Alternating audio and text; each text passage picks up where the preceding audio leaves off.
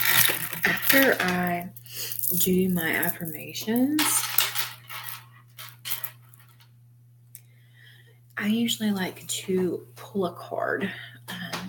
Oracle cards can give us a really good read on the energy in the field right now. I like to work with tarot as well. Tonight I am working with Colette Barron Reed's The Good Tarot. So I'll pull a card for all of us as a collective for this new moon. So we're simply just asking, what sort of guidance do we need regarding our intentions for this new moon? What messages do you have for us?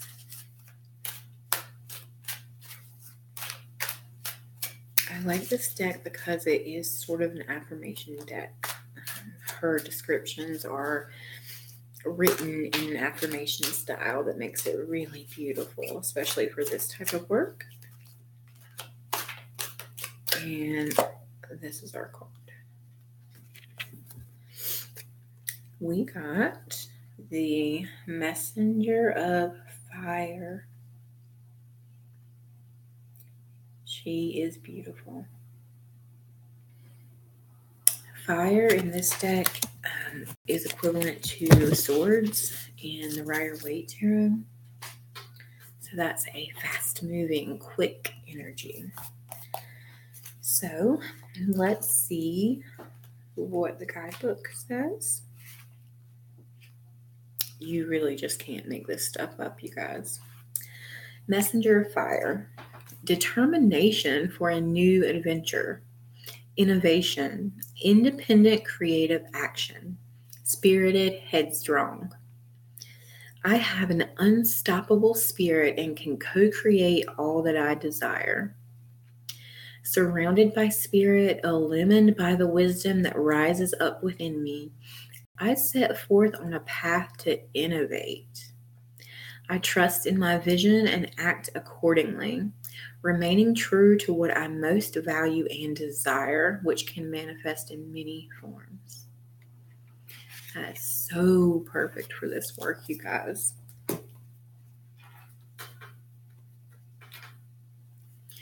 So usually at this point, I like to take a moment and just sit quietly in reflection. I like to have a journal nearby so that anything that's come up for me during this ritual is fresh in my mind and I can write it down so I can go back and reflect. So I hope that you guys have enjoyed this little ritual. It's just a super simple thing that I like to do for myself every month. I wanted to give you guys also some correspondences that you can work with that are good for this new moon. If you have labradorite, that is essentially the new moon stone. A lot of people really enjoy working with labradorite for setting their intentions. And you can do that just by holding them, meditating with them. If you're writing down your intentions, hit some labradorite on your paper. And I enjoy working with that stone for bringing things into fruition. Some stones that are aligned with Capricorn energy are stones like garnet or ruby, smoky quartz, rose quartz.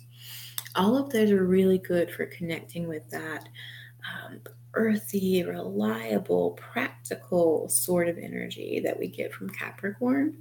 So I just did a really simple grid this month with some of those stones. So I can't really show it to you, but what I like to do is take the stones that I'm using.